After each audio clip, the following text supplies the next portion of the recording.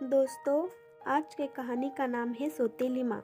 एक नगर में कोई मनुष्य रहता था। कुछ समय के बाद उसकी पत्नी मर गई। उसकी लड़की का नाम टाम था। एक दिन उसने दूसरा विवाह कर लिया। उसकी सौतेली माँ बालिका से स्नेह नहीं करती थी।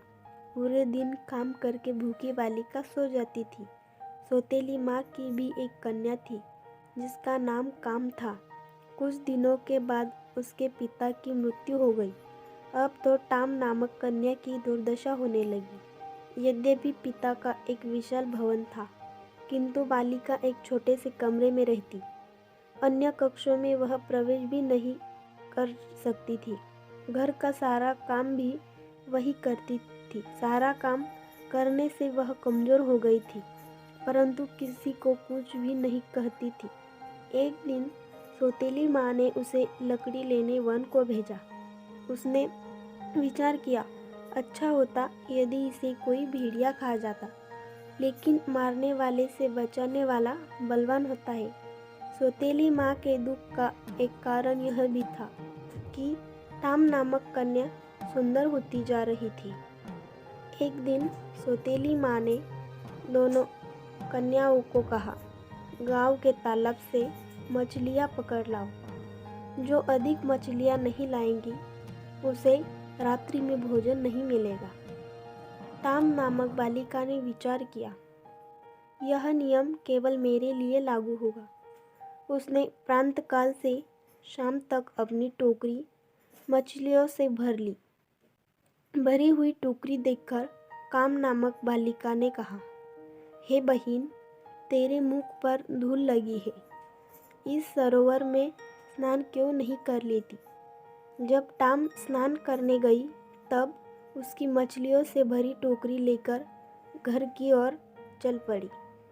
टाम विलाप करने लगी। कुछ समय बाद सरोवर से एक जलपरी निकली। उसने विलाप का कारण पूछा। बालिका ने सारा वृत्तांत कह सुनाया। जलपरी ने कहा, हे पुत्री, शोक मत कर। तेरी टोकरी में मैंने सुनहरी मछली डाल दी है। तू उसे अपने घर के पास वाले कुएं में डाल दे। वह तुम्हारी मन की इच्छा पूर्ण करेगी।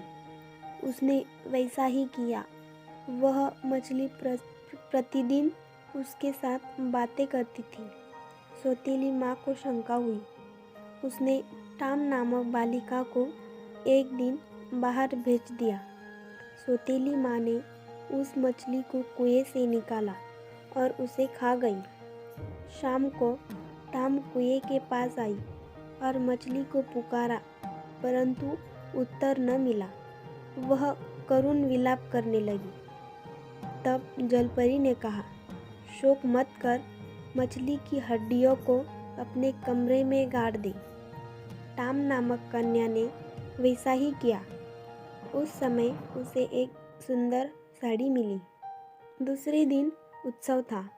सौतेली माँ ने चावल और चने मिलाकर टाम नामक कन्या को कहा, तू इन चावलों में से चनों को अलग कर। ऐसा कहकर सौतेली माँ अपनी लड़की के साथ मेला देखने चली गई। आंसू बहाती हुई कन्या ने विचार किया, मैं साड़ी पहनकर मेले में कैसे जाऊंगी? उसी समय हजारों चिड़िया वहाँ आ गई। क्षण भर में ही चावलों में से चनों को अलग कर दिया। वह शीघ्र ही साड़ी और जूते पहनकर राजकुमारी की तरह मेले में पहुंची। उसे आई देखकर काम नामक बालिका ने माँ के कान में कहा, यह बालिका जो राजकुमारी जैसी लग रही है, क्या यही टाम है?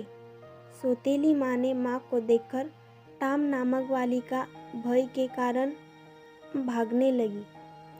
उसका एक जूता वही गिर पड़ा।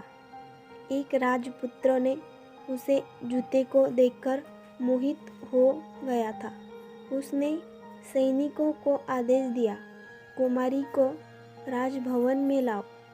सैनिक ढूंढकर उसे वहां ले आए।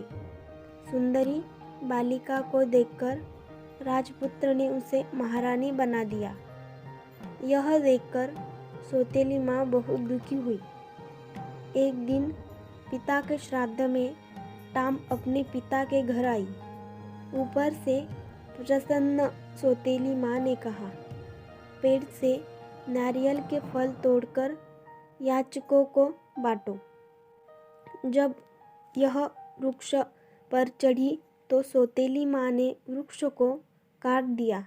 वह स्वयं रोती राजा को कहने लगी, हाय, मेरी पुत्री नारियल से वृक्ष से गिर गई और मर गई।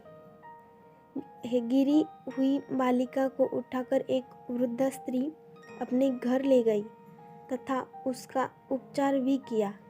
कुछ दिनों के बाद वह स्वस्थ हो गई।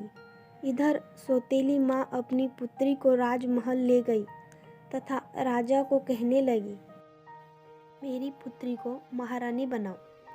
राजा ने उसकी प्रार्थना स्वीकार कर ली। एक दिन राजा शिकार खेलने वन में गया। देखते देखते सर्वत्र अंधकार छा गया। उसी वन में कहीं दूर उसने एक जलते हुए दीपक को देखा। बहुत समय बाद वह वहां पहुंचा। राजा ने कहा, मैं यहाँ रात्रि में विश्राम करना चाहता हूँ। वृद्धा स्त्री ने राजा का स्वागत किया। वहाँ टाम को देखकर राजा को आश्चर्य हुआ और वह आनंदित भी हुआ। महारानी के मुँह से सौतेली माँ के द्वारा किया गया सारा वृत्तांत सुनकर राजा कुपित हुआ और सैनिकों को आदेश दिया कि महारानी की सौतेली माँ और उसकी पुत्री को कारागार में डाल दो। कारागार में पड़ी सौतेली माँ ने विचार किया, भगवान के घर देर है अंधेर नहीं। दोस्तों, कैसी लगी आज की कहानी? इस कहानी पर आपकी क्या राय है? हमें कमेंट करके ज़रूर बताइए। कहानी पसंद आई तो लाइक और सब्सक्राइब करना बिल्कुल भी ना भूलें। कहानी सुनने के लिए आपका धन्यवाद।